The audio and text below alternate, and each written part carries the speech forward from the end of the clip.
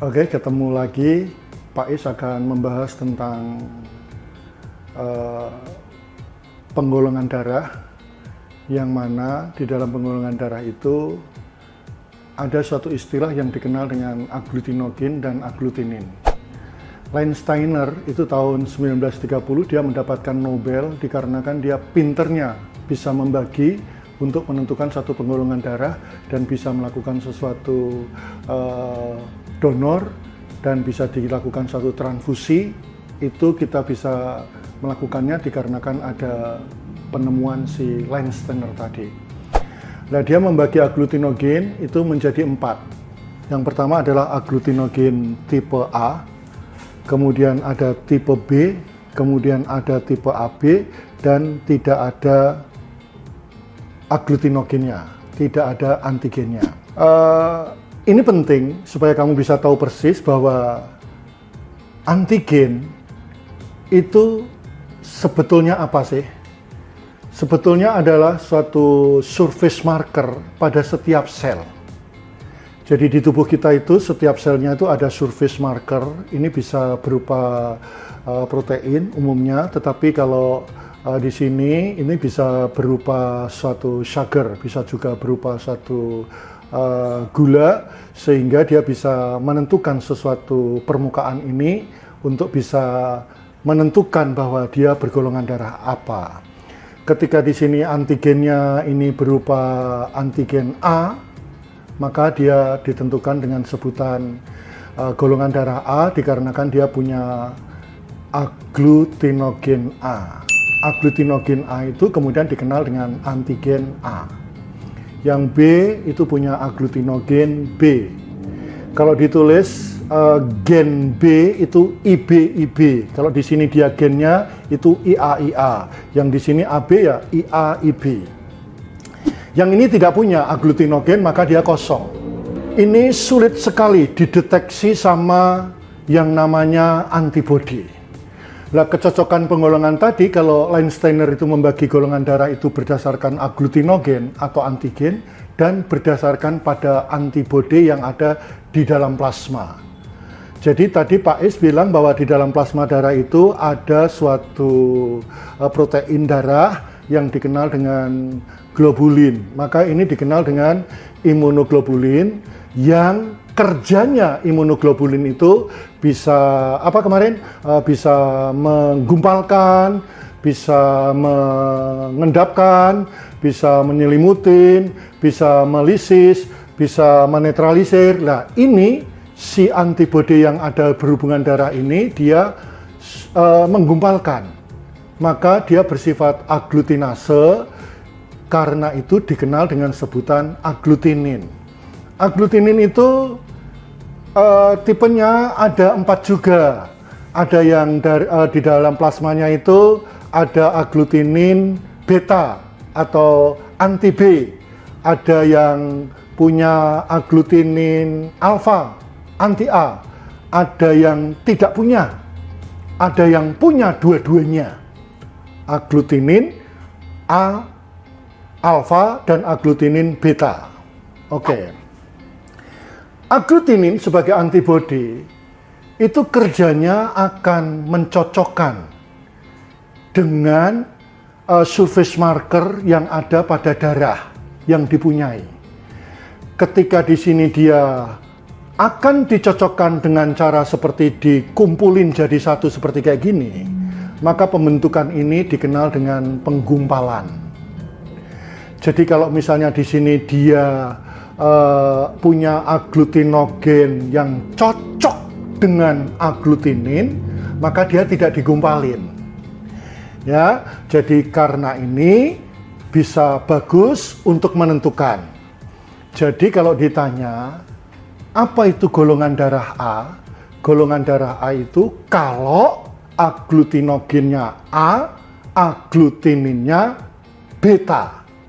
Kalau B, agglutinogennya B, agglutininnya alfa.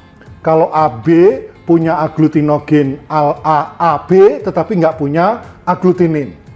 Di dalam antibodinya nggak ada. Sedangkan kalau siapa tadi? O dia nggak punya agglutinogen, tetapi dia punya antibodi atau agglutinin alfa dan beta. Oke ya, ini di plasma, yang ini di dalam sel. Yang di dalam sel disebut dengan agglutinogen, yang di plasma disebut dengan agglutinin, antibodi yang menggumpalkan. Oke ya, jadi A love beta, B love alfa, ya itu kondisinya. Kalau misalnya ini ketemu dengan ini, ya pasti akan dibantai, digumpalin seperti tadi. Lah, darah masing-masing orang itu permukaan surface markernya itu beda-beda. Ada yang agglutinogennya A, maka dia golongan darah A. Ada agglutinogen B, maka dia golongan darah B. Ada punya 2 agglutinogen A dan B, maka dikenal AB. Ada yang tidak punya, maka dikenal dengan golongan darah 0, nggak punya. Karena ini 0, seperti kok ini huruf-huruf, maka dikenal dengan O. Padahal itu 0, nggak punya agglutinogen. Kapan kita bicara seperti kayak gini dalam sesuatu kondisi transfusi? Dengerin, ini A itu penerima, maka dikenal dengan resipien. B itu donor. Ya, apa yang terjadi jika di sini A, resipien A itu punya apa tadi? Punya agglutinogen A, punya agglutinin beta. Berarti di sini di plasmanya ada beta, ada beta, ada beta. Tetapi didatangin B. Apa yang terjadi? Ya sudah diambil, digumpalin, nggak cocok, nggak cocok. Maka kemudian pecah-pecah, nggak cocok.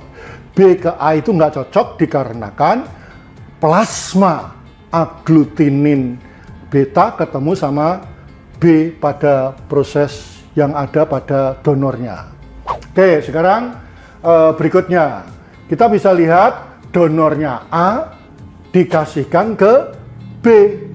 Terjadi penggumpalan nggak? Ya iya, di dalam B ini ada plasma alfa. Lo ketemu sama A, ya pasti si A tadi digumpalin semua. Kemudian yang di sini, yang agglutinogen B bebas secara otomatis. O dikasih ke A. Bisa nggak O dikasih ke A? Ini satu pertanyaan. O dikasihkan ke A. Bisa nggak? O itu punya alfa beta, tetapi nggak punya agglutinogen. A itu punya A dan beta. Kemudian dikasihkan ke sini. Dihancurin nggak kira-kira? Ya enggak, karena betanya akan menghancurkan O, tetapi dia nggak punya apa-apa. Ya sudah, lewat begitu saja dia bisa masuk ke dalamnya. Karena dia nggak punya agglutinogen. Pertanyaannya, ini penting sebagai pemahaman kamu. O dikasih ke A, seharusnya O ini punya agglutinin. Seperti kayak gini, ya nggak? Seperti kayak gini kan dia punya alfa dan beta. Kenapa dia tidak menghajar si sel darah yang jadi resipien? Kenapa? Jawabannya mudah. Kalau ini kamu punya alfa beta dimasukin ke sini, dia akan menghancurin. Diskusi sampai 10 hari 10 malam nggak akan selesai. Maka kamu harus paham, donor ini diberikan ke resipien, yang diberikan apanya? Sel darahnya. Maka kalau sel darahnya yang diberikan, dia kemasukan alfa betanya milik O enggak? Enggak. Lah alfa beta plasmanya ada di mana? Ditinggal sama PMI. Kemudian dijual di toko-toko jadi serum untuk Pak Is beli di lab jadi uji golongan darah. Berarti plasma yang digunakan untuk uji golongan darah itu plasma beneran nggak kira-kira? Serum yang mengandung agglutinin beneran nggak? Iya. Setelah dipisahin, dimasukin sel, maka yang plasmanya ditinggal. Itu mau diapain nggak ada masalah. Ada yang dijual dibotolin, kemudian digunakan untuk uji golongan darah. Jadi kesimpulannya, kalau di sini golongan darah O bisa kemana-mana, itu benar sebagai donor universal. Karena yang diberikan apanya? Sel darahnya, yang diberikan aglutinogennya. Jadi kalau ini ditahan ke sini, O akan bilang apa? Saya melarat nggak punya apa-apa, ya nggak bisa kamu deteksi, maka bebas. O itu bisa kemana-mana. Nah kalau AB kira-kira gimana? Bisa nggak ke A? Ya nggak bisa, dia punya dua-duanya, ya pasti akan hancur. Ya, penggolongan darah itu didasarkan seperti itu. Ini A dikasih ke AB, bisa nggak kira-kira A? Ya bisa, A dikasih ke AB bisa, karena si AB nggak punya tentara aglutinin, sehingga siapa saja ya sudah dilewatin saja. Dikasih A juga lewat, karena dia nggak punya ini, nggak punya cocokannya ini, nggak punya aglutinin, ya nggak? Kalau dia punya aglutinin ya bisa ngumpalin. Maka AB dikenal dengan resipien universal. Sekali lagi, donor itu yang diberikan selnya. Orang anemia itu kekurangan sel darah. Plasmanya kekurangan nggak? Plasmanya nggak kekurangan, maka ditinggal saja supaya cocok. Ya, jadi kalau kamu plasmanya ikut masuk, pasti kamu mikirnya setengah mati. Gimana ya, A ketemu sama alfa, B ketemu sama beta, pasti akan bingung banget. Maka hari ini kamu ngertiin bahwa yang didonor itu selnya. Plasma yang mengandung aglutinin ditinggal. Untuk apa? Uji golongan darah.